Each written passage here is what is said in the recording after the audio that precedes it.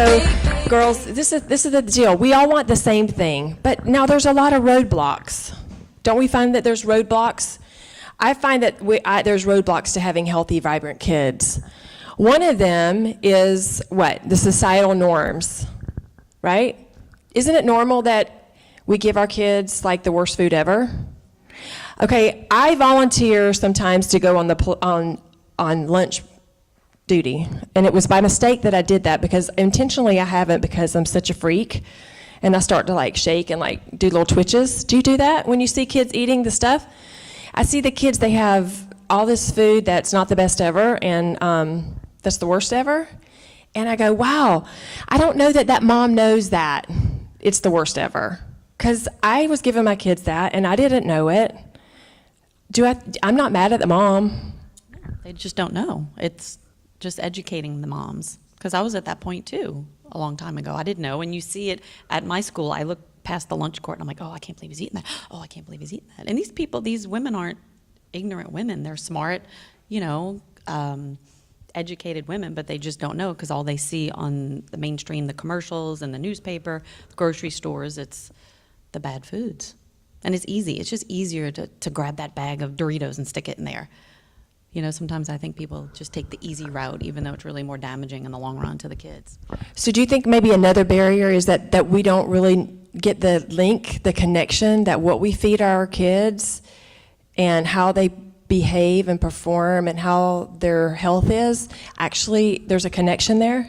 Do you think that that's a barrier? Do you think that that we are giving our kids foods that are not supporting their bodies, but we don't really think that there's a problem with that?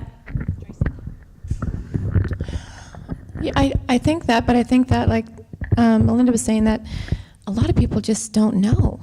They go into the grocery store and, like I talk to people, because, being a health coach like you, Dottie, is, a lot of people come in, they just don't know that that chip versus that chip is, better for you versus not better for you. So I just don't think they know. I think they're just not educated in, some people don't even know that, what fruit and vegetables are, so, and personally, I think if the father's doing the shopping, then, in my family, that's a no-no. Not that he doesn't know, but he just likes the easy way out. So I think there's lots of barriers, when it comes to what we put in our kids' lunches. So, that's my job in the family, and so I don't know, I think so too. I mean, I'm going to ask you guys real quick. Do you think that one of the barriers is that we just don't understand? That maybe we just don't really get it? We think that maybe we were okay, right? Maybe we were okay and we ate like Little Debbie snacks, and we were latchkey kids and had Velveeta. Like, what's the big deal, right? I mean, really, were we that really crazy about it back then and all this stuff? No, and we're fine. But are we fine? No. Really? Are we fine?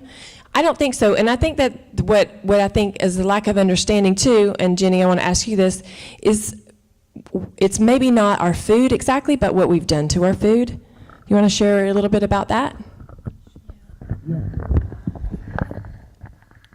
I don't know so much about, I think what we've done to our food is over-processed and homogenized and pasteurized and genetically modified, and hormones and antibiotics and additives and enhancers and colors and flavors and dyes and preservatives, and it's altered the natural standing form of the food, and in so doing, the chemical process has hurt us. But I don't know if we were so fine. I spent like most of my childhood in the hospital, in and out of the hospital, so I wouldn't say that's very fine, But do you hear that a lot? I hear that. It's like, what's the big deal? I drank out of the water hose. You know that thing on Facebook, the 80s thing? We didn't wear seat belts. Jenny can tell you about that because she went through the windshield and she spent her life. And so that didn't work, That doesn't always work. So I think that I think society thinks, well, we're fine, so our kids will be fine. But the thing is that the world has changed. And I'm so glad that you guys are all here to because you're here, you're probably already aware. And now you're just going to get more aware. And you're going to be the leader in your circle of whoever your influence is.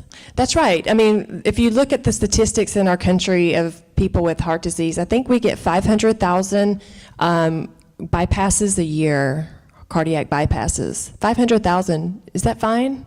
It's not fine with me. And as a critical care nurse in the hospital for 15 years and seeing people like hoping that, you know, they're going to work and work and work, and then one day I'm going to retire, and then we're going to travel. And guess what? I would see them. Guess where they were? They were in the hospital bed because they weren't fine, and they just were trucking along and not knowing that maybe there's some things that they could do to extend the quality of their life. So we want to set our kids up. You know, I heard Dr. Sears speak at a conference a few weeks ago, and hopefully he'll come and share with us. And he was just sharing that our children, heart disease and other issues with our kids start right now. They're starting little. Heart disease starts right now with your kids. And of course, we know that obesity is massively on the rise for children, which also diabetes, heart disease. And so, but even the little kids that are skinny kids are also, if they're being set up with an inflammatory process by the foods that we give them and what we put on their skin and stuff, they're also at risk. And so for us to be aware, you know, what we want is the same thing. We want healthier kids. We want to give our kids that best chance. So how about the media? Is that a barrier? I mean, seriously, can we spend any more money on marketing to kids? I mean, how crazy is it? I want that.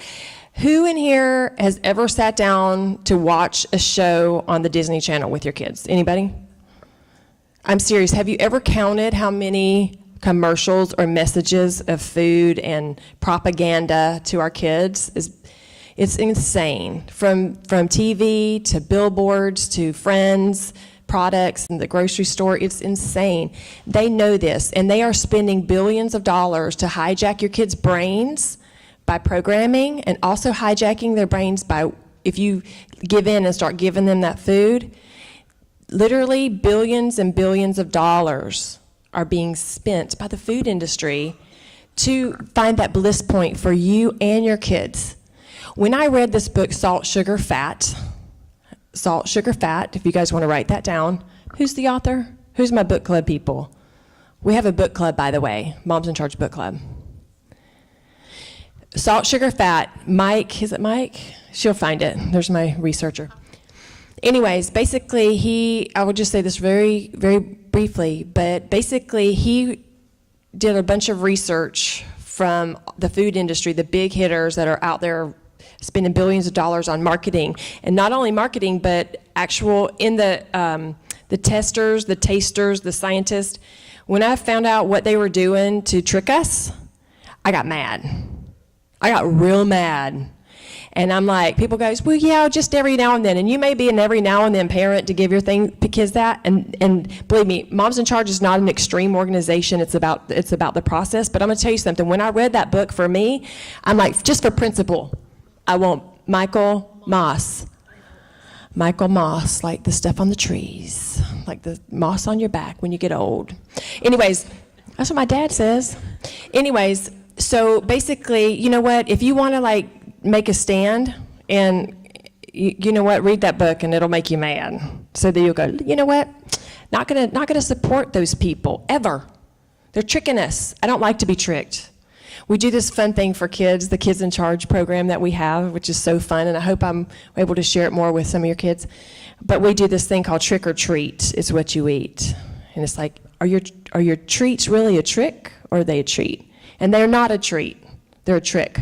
Because the food industry has tricked them to think that they're the treat, and they're not. They're sending them down the road that's not going to be good and for their best interest. And then we talked about that. They're hijacked. Okay. So guess what? There's 5 things we need to know. We already talked about that. Gals, it's not a race. It's a journey.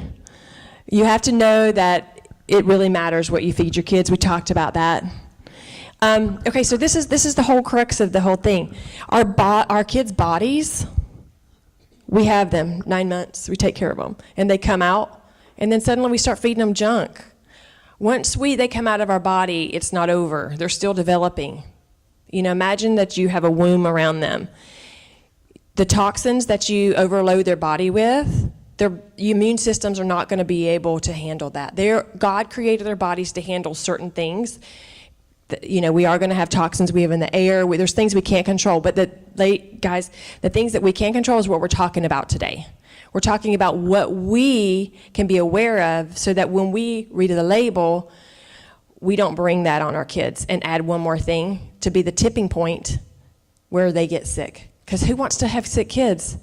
Okay, I cannot stand having sick kids. I don't like them whining. I don't like to be dealing with all that. So, you know, really, it's all about me, really, isn't it? I shake it off, I shake it off.